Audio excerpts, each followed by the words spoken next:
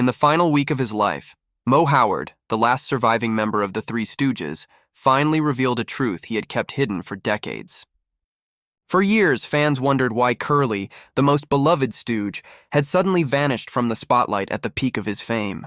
There were whispers and rumors that he had retired, that he'd fallen ill, or that he'd simply lost interest. But when Moe finally broke his silence, what he shared shocked everyone who had ever laughed at their comedy.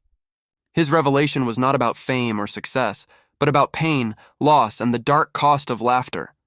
Moe's voice trembled as he spoke of his brother Jerome, Curly Howard, the man whose humor had brought joy to millions, yet whose own life had quietly fallen apart behind the curtain.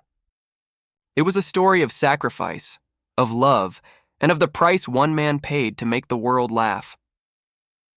Long before fame, the Howard brothers were just trying to survive in the competitive world of vaudeville entertainment. Moe was the determined leader, Larry Fine was the confused yet loyal partner, and Curly, whose real name was Jerome Lester Horwitz, was the youngest and most unlikely member of the group. He wasn't even supposed to be a stooge at first. When their brother Shemp left the act in 1932, Moe and Larry needed someone to fill the spot. Curly, who was shy and quiet off stage, wanted the job desperately. But the others didn't think he looked funny enough. To prove them wrong, he shaved his head and mustache, transforming himself into a round, bald, childlike figure that instantly made people smile. That one bold move changed his life forever. Once Curly stepped on stage, the transformation was magic. His energy exploded, his body moved like rubber, and his famous high-pitched nyuk nyuk nyuk became a sound recognized around the world. None of it was scripted. Curly's humor came straight from his imagination, wild, innocent, and full of joy. The world had found a new kind of comedian, and the Three Stooges' fame soared higher than anyone could have dreamed. But behind the laughter, Curly was a completely different man. Off camera, he was quiet, insecure, and deeply sensitive. While audiences saw a man full of energy and silliness, Curly himself often felt lonely and lost. Fame never sat comfortably with him. He avoided interviews, disliked publicity, and often spent time alone when filming was over. Moe once said that Curly had the heart of a child, kind, gentle, and giving, but also fragile.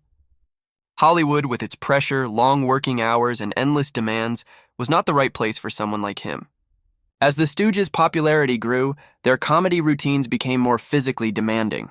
The stunts were real, slaps, falls, and tumbles that took a toll on the body. Curly's large frame and constant motion made it even harder for him to keep up. Yet he never complained. He gave everything he had to every scene, every pie fight, every punchline. People laughed, not realizing that each laugh cost him a little piece of his health. For Curly, making others happy was worth any pain. But behind that laughter, his body was slowly breaking down. As the 1940s began, Moe noticed changes in his younger brother. Curly, once full of energy, started missing lines, moving slower, and forgetting cues. His trademark spark began to dim. He was only in his late 30s, but he looked much older. He had started to gain weight, his speech sometimes slurred, and his face often looked tired. The doctors called it high blood pressure and exhaustion, but Moe sensed something deeper. Still, the studio didn't care. Columbia Pictures was earning millions from the Three Stooges, especially during World War II, when the world needed laughter more than ever. So even when Curly's health worsened, the cameras kept rolling. The demand for comedy was endless, and Curly, loyal and hardworking, refused to stop. He filmed over 90 short comedies, even as his body was failing him. Moe later said that Curly gave everything to the audience until there was nothing left of him.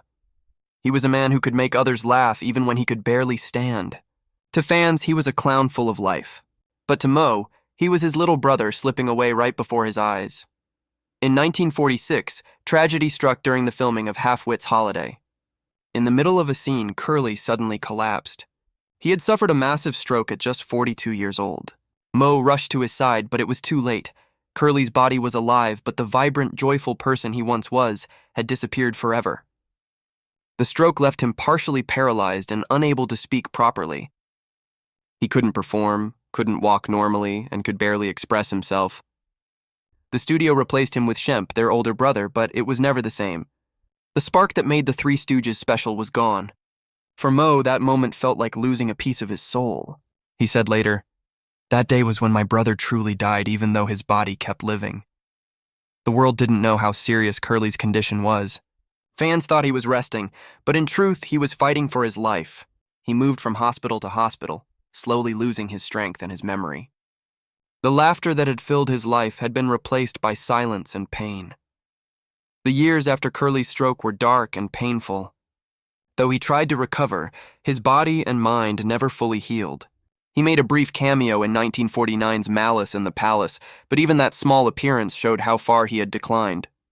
His movements were slow, his speech weak, and his eyes distant. It broke Moe's heart to see him that way. Curly, who once brought laughter to millions, now spent his days in hospitals and care homes. His health continued to worsen as more strokes followed. He lost much of his memory and often couldn't recognize even his own family. He would smile faintly when Moe visited, as if somewhere deep inside he still remembered the bond they shared. But the man who once filled rooms with joy had faded into someone unrecognizable. Moe once said, "It was like looking into the eyes of a stranger who had my brother's face." During these years, Curly's emotional health also collapsed. He became depressed, paranoid, and withdrawn. His weight increased and he lost interest in life. Doctors of that era had few treatments for stroke and depression, leaving him trapped in a body that no longer obeyed him. Moe continued to visit Curly, always loyal, always hopeful. But each visit left him more heartbroken. He admitted years later that he felt guilty every time he left the hospital. He blamed himself for not protecting Curly sooner, for allowing the studio to push him so hard, and for keeping the truth from the public. The studio had asked Moe to tell fans that Curly was just resting, so that the happy image of the Three Stooges would not be damaged. And Moe agreed, believing it was the right thing to do. But over time, the lie ate away at him. He once said, "I had to smile for the cameras while watching my brother die in slow motion." Curly's decline continued for 6 long years. Each stroke made him weaker and more confused until he could barely move or speak. Yet whenever Moe entered the room, Curly tried to smile, as if to remind his brother that somewhere inside, the performer still lived. On January 18, 1952, Curly Howard passed away at just 48 years old. The world mourned the funny man they thought had simply disappeared from show business. Very few knew the truth, that the laughter had cost him his life. Moe Howard lived nearly 20 more years after Curly's death. During that time, he carried the weight of his brother's tragedy in silence. The world still saw him as the bossy, funny stooge, but inside, he was a man haunted by regret. It wasn't until the early 1970s, when Moe himself was dying of lung cancer, that he finally opened up in one of his last interviews. His voice was weak, but his honesty was powerful. "I should have said something sooner," he confessed. He spoke about how the studio cared more about profits than people, how they ignored the warning signs of Curly's failing health and pushed him to keep performing. He was having strokes, Moe said, his eyes filling with tears, and they still had him throwing pies and falling downstairs. For Moe, this wasn't just a confession, it was an apology. He wanted the world to know that behind every joke, behind every slapstick routine, was a man who gave everything to make others happy, even at the cost of his own life. Moe's final words weren't about fame or laughter. They were about love, loss, and the painful truth that even the funniest men can live with broken hearts. The story of Moe and Curly Howard is more than just a tale of comedy legends. It's a lesson about the hidden pain behind fame. Curly's life showed how the entertainment world can celebrate you one day and forget you the next. He was adored by millions, yet he died lonely, sick, and largely forgotten by the public that once cheered for him. Moe's confession brought that pain to light, reminding everyone that comedians are human too. They laugh, they hurt, and sometimes they pay a terrible price for the joy they bring to others. Today, when fans watch old clips of the Three Stooges, they still laugh at Curly's silly faces and childlike energy. But knowing what Moe revealed, those laughs carry a bittersweet echo. They remind us that behind the pie fights and pratfalls was a man with a fragile heart, one who made the world smile even while his own life was falling apart. Moe's final act of truth-telling turned Curly's story into something much more than comedy. After Curly's death in 1952, Moe Howard was never quite the same. Outwardly, he continued working, appearing in films and television projects to keep the name The Three Stooges alive. But those who knew him privately said he had lost something essential, the spark that once made him the heart of the group. The laughter that had once echoed through movie sets now felt hollow. Every joke reminded him of Curly, of the sound of his brother's infectious laugh, and of the way audiences had adored him. Moe often said that losing Curly felt like losing a child. Even though he had other brothers and close friends, none could replace the bond they shared. The Three Stooges had started as a family act, full of warmth, energy, and love. But when Curly was gone, that spirit vanished. Moe and Larry continued to perform with Shemp, then later with Joe Besser and Curly Joe DeRita, but the magic of the original trio was gone. The audiences laughed, but Moe could feel the difference. Deep down, he knew no one could ever capture the innocence and raw humor that Curly brought. In interviews years later, Moe admitted that continuing the act after Curly's death was partly his way of coping. "If I stopped," he said, "I'd have to face the silence." The silence he meant wasn't just the lack of laughter. It was the emptiness of living without his brother. Every pie thrown, every slap delivered was a bittersweet echo of the past. Yet Moe also felt that performing kept Curly's memory alive. He wanted new generations to remember the joy Curly had brought, even if they never knew his pain. Moe's confession about Curly didn't just reveal personal grief. It exposed a dark truth about Hollywood's golden age. During the 1930s and 1940s, studios like Columbia Pictures owned their performers completely. The contracts were strict, the schedules relentless, and the human cost was rarely discussed. Stars were expected to deliver no matter their physical or emotional condition. If they got sick, they worked through it. If they were exhausted, they were told to be professionals. Curly's story was a painful example of how this system exploited talent. He wasn't just an actor, he was a money-making machine for the studio. And as long as audiences kept laughing, no one wanted to stop the machine. Moe later said that when Curly first began showing signs of illness, the studio executives dismissed it as laziness or nerves. They told him to toughen up, Moe recalled. But he wasn't tough. He was kind.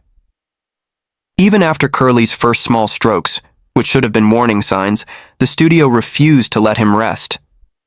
They gave him caffeine pills, ordered him to lose weight, and told him to smile for the camera. The result was devastating. Every time Curly pushed himself, he came closer to the massive stroke that ended his career. When Moe looked back years later, his anger was not just at the system but at himself for allowing it to happen. "I should have fought harder," he said. "I was the older brother. I was supposed to protect him." This confession hit fans deeply because it revealed that behind the cheerful faces and slapstick chaos, there was heartbreak, a story of how fame can consume the very people who create it. Despite the pain and loss, Curly's influence on comedy never faded. His style was unlike anyone else's, a perfect mix of physical energy, innocence, and childlike wonder. Modern comedians like Robin Williams, Jim Carrey, and even Rowan Atkinson, Mr. Bean, have all cited Curly as an inspiration. They admired how he could make people laugh without saying a word, through gestures, sounds, and pure expression. Curly's humor came from a genuine place. He wasn't acting silly for fame or attention. He truly found joy in making others laugh. That authenticity connected with audiences. Even decades after his death, reruns of The Three Stooges introduced him to new generations. Children who had never heard of vaudeville laughed at his antics as if they were brand new. It was proof that Curly's gift, pure, innocent laughter, was timeless.